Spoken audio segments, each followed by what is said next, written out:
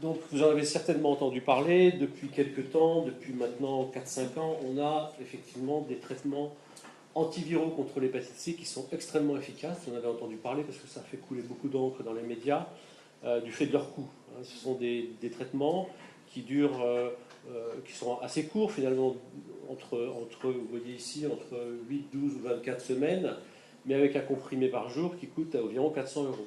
Donc effectivement, vous imaginez les coûts que ça représente pour les systèmes de santé dans les pays industrialisés. Donc on en a beaucoup parlé pour cette raison-là. Maintenant, d'un point de vue scientifique, c'est vraiment une avancée extraordinaire pour les patients parce qu'effectivement, on peut les traiter, on peut éliminer le virus chez ces patients. Alors différentes combinaisons en fonction des génotypes, mais ce qu'il faut en retenir, c'est que ces traitements sont extrêmement efficaces.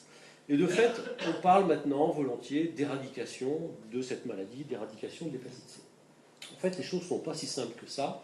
Et moi, je lutte en permanence, justement, pour dire attention, ces antiviraux, certes, sont très efficaces, mais ce n'est peut-être pas la solution, la seule et unique solution pour éradiquer cette maladie. Alors, pourquoi je dis ça? Parce que finalement, d'abord, il y a le problème du coût, comme je vous l'ai dit. Évidemment, les pays du Sud ne peuvent pas se payer, comme on dit, effectivement, des traitements aussi coûteux. Encore que, on voit apparaître effectivement des génériques, des génériques qui apparaissent. Il y a des négociations avec l'industrie pharmaceutique qui produit ces molécules très coûteuses. Heureusement, j'ai envie de dire. Donc on va peut-être régler finalement petit à petit le problème de ce coût très élevé des antiviraux dits à action directe contre le virus de l'hépatite C. Mais finalement, le problème majeur, c'est sans doute que la plupart des sujets chroniquement affectés par le virus de l'hépatite C ignorent qu'ils sont porteurs chroniques. C'est un virus qui s'installe dans une infection chronique à bas bruit. Il faut des années, il faut 10 ans, 20 ans d'infection chronique avant que les sujets développent des cirrhoses qui vont évoluer vers des cancers du foie. Et la plupart d'entre eux vont évoluer vers ces pathologies graves.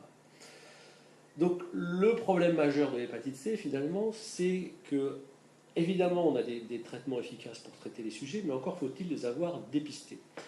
Et ce dépistage, il est extrêmement compliqué, surtout dans les pays du Sud où la logistique n'est pas forcément au rendez-vous. Et donc le coût du dépistage, mais pas seulement le coût finalement, mais aussi la logistique du dépistage, plus le coût des traitements quand même, qui vont rester quand même si ces coûts baissent, ils vont quand même rester conséquents, eh bien ça va être extrêmement compliqué finalement d'arriver à l'éradication. Une chose qu'on peut dire aussi, c'est que 15% des patients qui sont traités efficacement, c'est-à-dire chez lesquels on va effectivement éliminer le virus avec ces antiviraux, vont continuer à évoluer vers une inflammation hépatique et évoluer vers la cirrhose et tout ce qui s'ensuit, c'est-à-dire un développement d'un cancer du foie. Donc 15%, c'est pas négligeable. Et puis, le traitement antiviral, il permet d'éliminer le virus, mais il n'empêche pas finalement la réinfection si le sujet rencontre à nouveau le virus de l'hépatite C. Et pour vous donner quelques chiffres, eh bien, avec ici une représentation de la prévalence de ce virus, de l'infection chronique par ce virus à l'échelle mondiale, vous voyez qu'il y a des variations bien sûr entre les pays, l'OMS estime actuellement qu'il y a 71 millions de personnes chroniquement affectées par ce virus.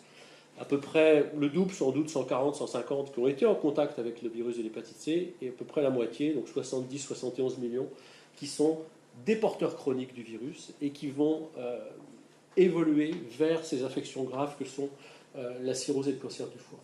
Avec, vous voyez, des chiffres très élevés, 10 millions en Chine, 7 millions au Pakistan, 6 en Inde, beaucoup en Afrique aussi, bien sûr.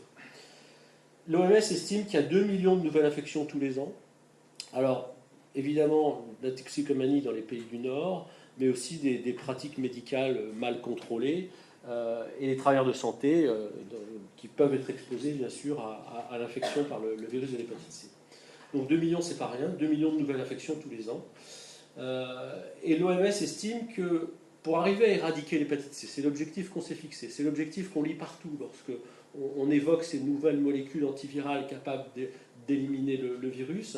L'OMS a fixé qu'il faudrait une élimination de 7% des sujets infectés, une élimination nette, c'est-à-dire la différence entre le nombre de sujets qu'on va arriver à traiter, pour lesquels on va arriver à éliminer le virus, par rapport à ceux qui sont nouvellement affectés, puisqu'il y a effectivement des cas de nouvelles infections. Il faut arriver à 7% par an de gains donc, sur cette épidémie pour éradiquer le virus de l'hépatite C aux alentours de 2030. Et ce que je voudrais vous montrer avec cette diapo, c'est un travail récent qui est sorti dans une revue en 2017, c'est qu'on en est loin. Vous avez ici en haut des pays dans lesquels, alors ces pourcentages, c'est ce gain justement de réduction sur l'épidémie. C'est-à-dire, ici par exemple, en Islande, on a 35% de gains, c'est-à-dire que par rapport aux gens qu'on traite, par rapport à ceux qui sont nouvellement infectés, ben, on réduit l'épidémie de 35%. Donc ça c'est formidable, c'est un tout petit pays avec une petite population.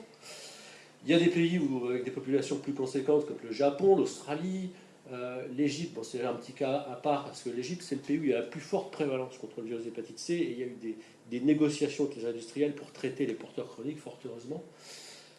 Donc ça en vert, ce sont les pays où justement on réduit l'épidémie. La France elle est là, 5%. Vous voyez qu'on est quand même en dessous des 7% que sont fixés l'OMS. Parce qu'on a quand même toujours de nombreux cas de nouvelles infections par ce virus. Et puis surtout, il y a ces pays en rouge, sont des pays où l'épidémie gagne du terrain. Il y a plus de gens nouvellement infectés que de gens qui sont efficacement traités.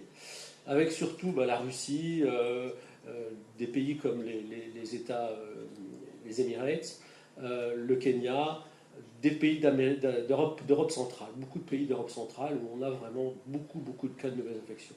Et là, le bilan global, si vous voulez, il y a par continent, alors l'Amérique du Nord, l'Afrique du Nord, l'Europe de l'Ouest, des pays où finalement on gagne donc grâce à ces traitements antiviraux, on réduit l'épidémie, et puis des pays où c'est moins bien, et puis des pays où pratiquement l'épidémie gagne du terrain. Le bilan global, c'est 0,4%.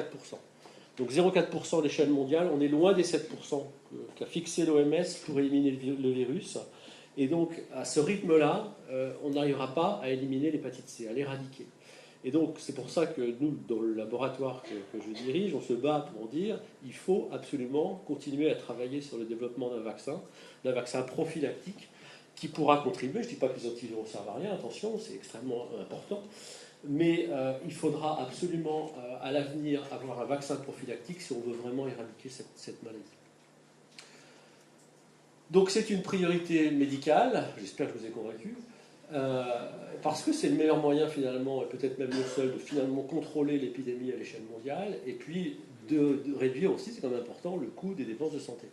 Surtout si on arrive à l'associer avec le vaccin hépatite B, c'est là-dessus qu'on travaille. Je rappelle que le vaccin hépatite B, il a beaucoup réduit l'incidence de l'hépatocarcinome induit par ce virus. Le virus hépatite B, c'est l'autre grand virus responsable des hépatites chroniques, capable d'induire des cirrhoses et des cancers du foie. Et il y a des pays, ça c'est un timbre qui avait été fait à Taïwan, vous voyez, l'hépatite B, ils avaient déclaré une grande campagne nationale de traitement contre l'hépatite B, ils ont réduit de façon très importante les hépatites chroniques et les cirrhoses et les cancers du foie qui en découlent dans ce pays. Alors une fois qu'on a dit ça, la question c'est est-ce que c'est possible maintenant de mettre au point un vaccin contre l'hépatite C? Alors, je vais faire court, il y a eu des années de controverses. Maintenant, ce qu'on peut dire, si on fait un bilan, c'est on pense qu'on peut mettre au point un vaccin partiellement efficace, peut-être à 60-80%, ce qui serait peut-être déjà pas mal, basé sur le fait qu'on voit une immunité naturelle se mettre en place chez les gens qui sont réexposés au virus, chez les modèles animaux de chimpanzés. Il y a une immunité naturelle cellulaire et humorale. Et puis il y a surtout eu des essais, finalement, que je vais vous montrer dans un instant, de vaccination dans l'unique modèle animal qu'on peut utiliser lorsqu'on étudie l'hépatite C, à savoir le chimpanzé.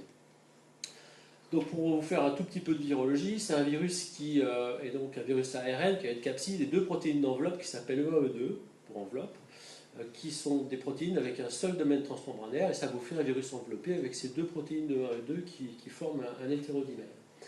Et donc il y a eu des essais de vaccination qui ont été faits avec un hétérodimère E1 E2 recombinant.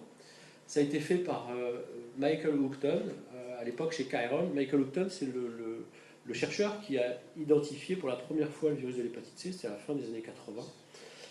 Il travaillait chez Chiron à l'époque, c'était la preuve que finalement un virus aussi important que celui-là, il a été découvert grâce à l'industrie pharmaceutique, parce qu'ils ont mis énormément de moyens à l'époque pour identifier ce virus, qu'on connaissait, parce qu'on savait qu'il y a un virus qui était responsable d'hépatite chronique, qui était ni le virus de l'hépatite A, ni le virus de l'hépatite B, on l'appelait le virus noir non B, sauf qu'il y a beaucoup de chercheurs qui ont cherché à le mettre en évidence, et c'est finalement le groupe de Michael Houghton chez Chiron qui a réussi ça. Ils ont eu énormément d'argent après, parce qu'ils ont eu tout le brevet sur la détection de ce virus pour la transfusion sanguine, pour le diagnostic en général. Chiron a été racheté par Novartis. Et Houghton a continué à travailler chez Chiron et Novartis pour essayer de mettre au point un vaccin contre ce virus. Et il a pu faire ça parce qu'il a eu énormément de moyens grâce au royalty du brevet. Donc ce qu'il a fait, c'est qu'il a produit ces protéines E1E2 dans des systèmes cellulaires, des CHO ou des cellules ELA, et puis il les purifié pour essayer de faire un vaccin recombinant à partir de ces protéines. En fait, d'un point de vue technique, c'était extrêmement difficile parce que ces protéines qui ont un domaine transmembranaire sont retenues dans les compartiments cellulaires. C'est-à-dire que si vous les exprimez seules, comme ça, elles restent ancrées dans la membrane du RE et c'est très difficile à purifier. Quand on fait Michael Houghton avait développé des lysats de cellules où il extrayait les protéines, mais il y avait plein de contaminants cellulaires et ce vaccin n'était pas propre, entre guillemets, du fait de cette rétention. Cependant, il a pu montrer qu'avec des essais d'immunisation, on arrivait à générer une réponse cellulaire et des anticorps neutralisants. Et il a fait plein de travaux avec des modèles de chimpanzés qui sont compilés dans ce petit tableau qui avait été fait par Houghton lui-même. En fait, il a compilé là presque une quinzaine d'années de travaux avec des modèles de chimpanzés. Il faut dire que, alors, je vous l'ai dit, le chimpanzé, c'est le seul animal qui puisse servir de modèle, parce que c'est le seul animal qui est infectable par le virus de l'hépatite C, mais pour des raisons éthiques, ça coûte très très cher de travailler sur le modèle chimpanzé. Une infection d'un chimpanzé, ça coûte $1 million. Donc vous voyez qu'il fallait vraiment avoir des gros moyens pour développer ce type de travaux. Et il a compilé ici dans ce tableau plusieurs essais qui ont été faits sur une cinquantaine de chimpanzés en tout, immunisés avec son vaccin recombinant qui est protéine d'enveloppe E2. Et après, il infectait les chimpanzés avec un virus du même génotype que ce qui avait servi à l'immunisation. Donc ici, 31 vaccinés, 24 contrôles, et quand vous regardez après, quand il a infecté les chimpanzés, vous voyez que 100% des contrôles, donc non vaccinés, étaient infectés, et 84% des vaccinés étaient infectés. Alors vous allez dire, ça ne marchait pas très bien. Oui, vous pouvez dire ça, mais quand vous regardez après les chimpanzés qui devenaient porteurs chroniques, on voit qu'il y a quand même une différence très significative. On voit que ceux qui n'étaient pas vaccinés, 62% sont devenus des porteurs chroniques, alors que seulement 16% des vaccinés le sont devenus. Donc il y a une différence très très significative qui montre qu'il y avait quand même une protection partielle. Et ce qui est très important, parce que finalement, ce qui rend les gens malades, c'est l'hépatite chronique C, c'est pas l'hépatite chronique aiguë, qui est complètement asymptomatique. Et donc, c'est l'idée qu'on peut arriver quand même à avoir un vaccin partiellement efficace contre l'hépatite C, ce qui représente quand même quelque chose d'intéressant. Ce qu'il faut dire aussi, c'est que ces essais, ils ont été faits sur une période de temps d'une quinzaine d'années avec différents adjuvants. Là, il avait tout compilé dans ce tableau, avec des vaccins de différentes puretés. Comme je vous l'ai dit, c'était extrêmement difficile de purifier ces protéines à partir d'un ELISA cellulaire. Et il reconnaissait lui-même que d'une fois sur l'autre, il n'avait pas le même degré de pureté.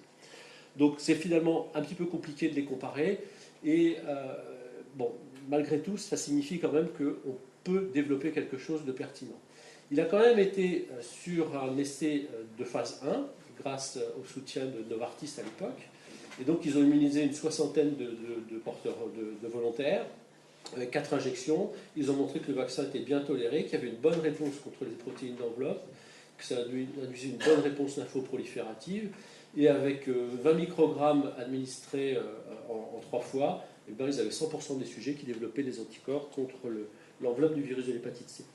Donc finalement, ils arrivaient à des taux, à montrer un niveau de production des anticorps équivalent à ce qu'il y avait chez le chimpanzé, ce qui prouve que ces sujets-là, s'ils avaient été infectés, ils auraient été au moins partiellement, peut-être à 60, 70%, peut-être jusqu'à 80% d'entre eux, protégés. Et puis Novartis a arrêté ce programme parce qu'ils ont trouvé que ce vaccin il serait trop difficile à produire d'un point de vue industriel, toujours du fait de cette difficulté de purifier les protéines d'enveloppe, d'avoir quelque chose de reproductible d'une fois sur l'autre, c'est quelque chose que les industriels n'aiment pas. Et donc ils ont cessé ce programme et Michael Houghton est parti de chez Novartis, il n'est pas très content. Et il est maintenant professeur à l'université de l'Alberta au Canada. Il continue à travailler sur son vaccin avec son approche de E2 recombinante. Et maintenant, j'en arrive à ce qu'on a développé, nous, ici au laboratoire à Tours, et où on s'est inspiré finalement de ce qu'avaient fait nos prédécesseurs. Philippe Maupas, bon, vous savez tous qu'on est ici à la faculté de pharmacie Philippe Maupas, inventeur du vaccin contre l'hépatite B. Le vaccin Maupas, il était basé sur le fait que le virus de l'hépatite B, il a une spécificité, il est là en microscopie électronique, ça c'est le virus, avec une correspondance avec le schéma. Il circule accompagné de particules d'excès d'enveloppe sous la forme de billets de bâtonnet. On appelle ça de l'excès d'enveloppe. Et le vaccin Maupas, l'idée c'était de purifier ces particules d'excès d'enveloppe qui sont présentes dans le sang des patients, de les purifier pour faire un vaccin. Et à l'époque, ça remonte au milieu des années 70, il n'y avait pas toutes les techniques de biologie moléculaire. Le vaccin était fait à partir de poches de donneurs de sang qui étaient chroniquement infectés par l'hépatite B, et il purifiait les particules d'excès d'enveloppe pour faire ce vaccin plasmatique. Donc, ce vaccin il a servi pendant un temps. Il a ensuite été remplacé par un vaccin recombinant, là aussi, ça a été mis au point par l'Institut Pasteur à Paris, par Pierre Thiollet, où en exprimant la protéine d'enveloppe du virus, on arrive à générer dans des systèmes de culture cellulaire des petites particules d'excès d'enveloppe comme ça. Et là, on parle maintenant de vaccins recombinants. Alors ça, c'est lié au fait que la protéine d'enveloppe du virus, qu'on appelle S, c'est une protéine qui a 4 domaines transmembranaires. Donc, je vous ai montré la topologie ici. Et quand vous l'exprimez dans une cellule, eh bien, elle produit ces petites particules. C'est des particules sphériques. Ici, j'ai représenté une protéine d'enveloppe, mais en fait, il y en a une soixantaine qui s'auto-assemblent pour former cette sphère parfaite, et donc qui constitue la particule sous-virale d'enveloppe et qui est le principe même du vaccin hépatite B. Ça fonctionne très bien, c'est utilisé maintenant depuis 25 ans. C'est un super immunogène et ça induit donc une protection contre le virus de l'hépatite B. Alors on aurait bien aimé que ça marche de la même manière pour l'hépatite C, mais ce n'est pas le cas. Au passage, c'est le seul virus d'ailleurs qui fait ces particules d'excès d'enveloppe, l'hépatite B. Il y a plein de chercheurs qui ont essayé d'exprimer ces enveloppes 1E2, ne serait-ce que Michael Houghton, comme je vous l'ai dit tout à l'heure, avec la difficulté de les purifier. Et comme on avait compris qu'elles étaient retenues dans le domaine, la cellule par le domaine transmembranaire, certains chercheurs ont délété ces domaines transmembranaires pour juste produire ce qu'on appelle l'ectodomaine, cette partie-là. Ça donne des protéines qui sont sécrétées. Le problème, c'est qu'elles perdent leur immunogénicité. Elles perdent leur conformation, elles ne sont plus immunogènes, donc c'est pas comme ça qu'on peut mettre au point un vaccin.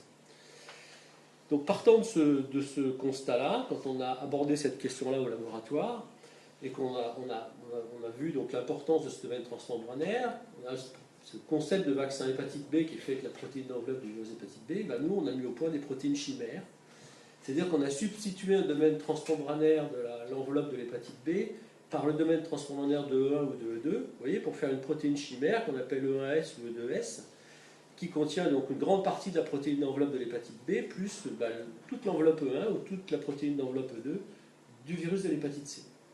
Alors je vous résume ça en 30 secondes, mais en fait ça nous a pris quand même pas mal de temps pour trouver le bon moyen de chimériser ces protéines et de trouver les bonnes chimères qui ont pu nous permettre, lorsqu'on les produit dans des cellules, de former des petites particules vaccinales comme ça. Ça ressemble au vaccin hépatite B, ça peut se purifier de la même manière, mais ces particules, elles incorporent soit la protéine E1, soit la protéine E2, selon ce qu'on leur fait produire, et même on a fait des particules qui contiennent les deux, E1, E2, donc l'hétérodimère, comme ce qu'on a à la surface du virus. Et on a des lignées CHO. On a pris la lignée CHO parce que c'est une lignée qui est utilisée dans l'industrie pharmaceutique pour produire certains vaccins hépatite B, pour produire nos particules vaccinales, donc bivalentes. Et nous avons pu montrer que le meilleur immunogène, c'était la particule qui contenait la protéine d'enveloppe E2. E1, ça donnait... Donc ici, vous avez la réponse anti-E1, E2. Ici, la réponse contre le virus de l'hépatite B, la réponse anti-HBS.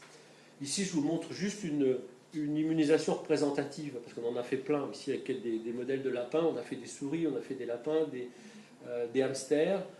On est toujours retombé sur le même type de résultat, à savoir que c'était la particule qui contenait seulement E2 qui était le meilleur immunogène. On avait de loin la meilleure réponse immunitaire. Et de façon intéressante, on avait une très bonne réponse immunitaire aussi contre l'HBS, donc contre la protéine de l'hépatite B, équivalente à celle qu'on a avec un vaccin commercial, ici l'Angérix, qui est produit par GSK. Donc ça, c'est un résultat très important, mine de rien. Le fait qu'on avait nos particules chimères qui donnent des résultats aussi bien qu'un vaccin commercial hépatite B, ça veut dire qu'au moins ce vaccin pourrait être utilisé, puisque pour ce qui est d'immuniser contre l'hépatite B, il peut faire aussi bien qu'un vaccin commercial. Mais en plus, ce vaccin induit une réponse contre l'enveloppe du virus de l'hépatite C. Après, la question c'était de savoir si elle était protectrice. Et là aussi, je ne vais pas vous montrer tous les résultats, juste des résultats de neutralisation in vitro, où donc on prend le sérum des animaux et on regarde comment ils neutralisent le virus in vitro, sachant qu'on ne peut plus faire des expérimentations sur chimpanzés pour des raisons éthiques. Maintenant, nulle part dans le monde on peut faire des expérimentations sur chimpanzés. Donc, on ne peut plus de toute façon tester de vaccin à l'ancienne comme aurait pu le faire Michael Houghton. La seule chose qu'on peut faire, c'est de regarder dans le sérum des animaux s'il y a de la réponse neutralisant le virus in vitro. Et donc là, vous avez juste les résultats avec les particules qui contiennent la protéine d'enveloppe E2, avec ici les 6 animaux différents, avec 6 couleurs, et pour chacun, la neutralisation contre différents génotypes du virus. Sachant qu'on a immunisé nos animaux avec un génotype qui est l'enveloppe du génotype 1A, et pour chaque génotype, l'histogramme blanc, c'est la protection, la neutralisation avant l'immunisation, et l'histogramme gris, c'est après l'immunisation. Et donc ce qu'on voit, c'est que l'immunisation induit quelque chose de très spécifique, une neutralisation qui flirte avec les 80, 90, quelquefois même 100% pour la plupart des animaux, avec les génotypes 1A et 1B. C'est un petit peu moins bon pour les génotypes 2 et 3, mais c'est normal, c'est des génotypes qui sont plus distants par rapport à ce qu'a servi à immuniser les animaux. Mais on travaille là-dessus au laboratoire, bien sûr, pour améliorer notre vaccin en mélangeant les enveloppes de différents génotypes, mais je ne vais pas rentrer dans les détails, je vais vous montrer ça aujourd'hui. Et tout ça est spécifique, on n'a pas de neutralisation spécifique, bien sûr, pour ce qui est de l'hépatite C, avec un vaccin qui ne contient que l'enveloppe de l'hépatite. Donc les points importants de ça, c'est que finalement, on a mis au point des particules vaccinales qui contiennent les protéines d'enveloppe E1 et E2, ou même quelquefois les deux, et qui vraiment ressemblent au vaccin hépatite B. On a vu une réponse neutralisante contre le HCD, surtout génotype 1A, 1B, et puis un peu moins bien contre les génotypes plus distants, mais on y travaille.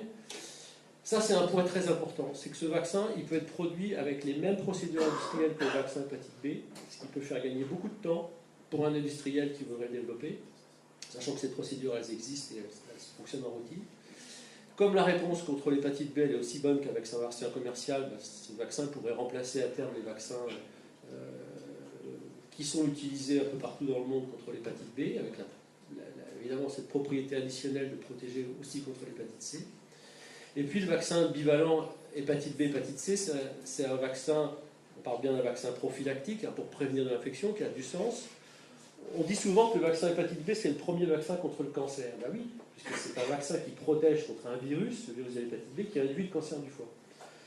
Mais voilà, il y a aussi à côté de ça le virus de l'hépatite C, qui est un autre virus hépatotrope, qui induit lui aussi des cancers. Et finalement, avec ce vaccin bivalent, on a un vaccin qui va un peu plus loin dans cette protection contre le cancer virus induit, puisqu'il permettrait de protéger contre les deux virus qui induisent ces cirrhoses et ces cancers du foie. Donc, on a créé avec Édouard Sèche qui est là. Édouard Sèche, donc, qui est le président de cette start-up, Virocovax. On a créé cette start-up pour pouvoir aller plus loin. On a fait le constat dans le labo qu'on est à un moment donné dans un labo académique un peu bloqué par ce qu'on peut faire. Et maintenant, la start-up, je l'espère, va nous accompagner. Ça, c'était un article qui avait été fait dans le journal de l'INSERM il y a 2 semaines. Juste vous expliquer en 2 mots ce qu'on veut faire avec cette start-up. Faire tout ce qu'on ne peut pas faire dans un laboratoire académique, d'ailleurs trouver des fonds, essayer de trouver des fonds auprès des investisseurs, pour faire ce qui est extrêmement coûteux, c'est de produire le vaccin dans des conditions GMP, Good Manufacturing Processing, pour pouvoir immuniser des sujets sains, bien sûr. Et donc c'est vers ça qu'on veut tendre, c'est d'essayer de faire un phase 1 avec ces particules vaccinales produites en conditions GMP. Et puis après, on comparera avec le vaccin commercial HBV, bien sûr, on regardera, comme l'avait fait Michael Houghton, la tolérabilité, la réponse T, la réponse anticorps, bien sûr, neutralisante, et puis on regardera comment on peut neutraliser des différents génotypes. Et maintenant, en termes de vaccination chez l'homme, on ne peut plus faire une phase 1 sans passer par un stade primate. Donc ça aussi, ça coûte beaucoup d'argent. D'où l'idée de créer une start-up pour pouvoir essayer de trouver des investisseurs pour financer ces expérimentations. Et je finis avec cette diapo pour remercier les gens de mon unité qui ont travaillé sur ce projet, tout particulièrement ceux-là, Elodie Beaumont, Christophe Fourmy, Romuald Patient, et puis les financeurs, parce qu'il faut quand même pas mal d'argent pour faire tous ces travaux. Voilà, je vous remercie pour votre attention.